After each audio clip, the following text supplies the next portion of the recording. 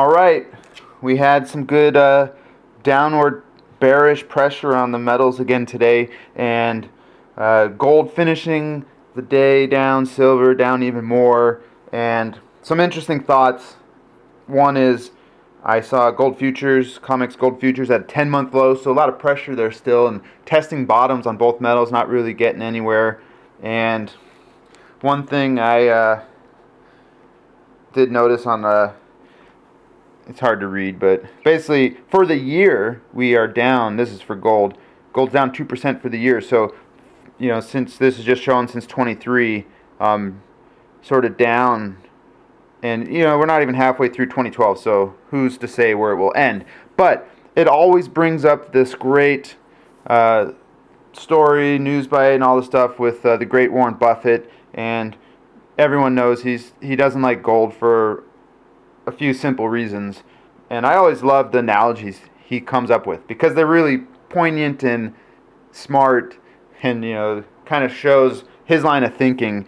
Now, he was successful in the era he was successful in. He's obviously coming to the end of that era of his life and all, so it's hard to say, if he was a young guy now, like, could he repeat the same success with the same mentality?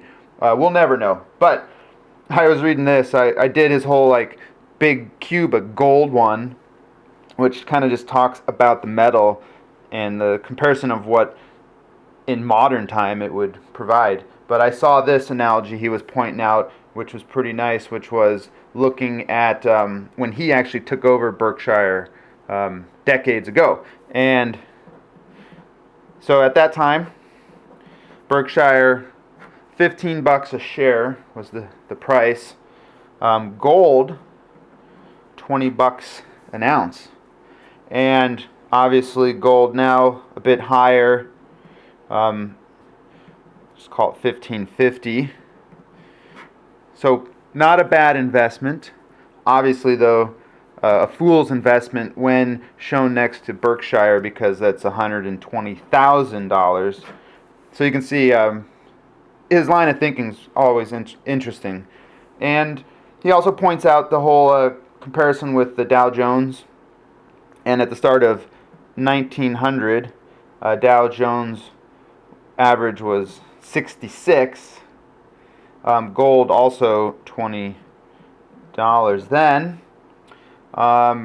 End of the century, Dow Jones, so I guess this is looking at 2000, was 11,400. And as he always points out, you got 100 years with the dividends and all that other stuff.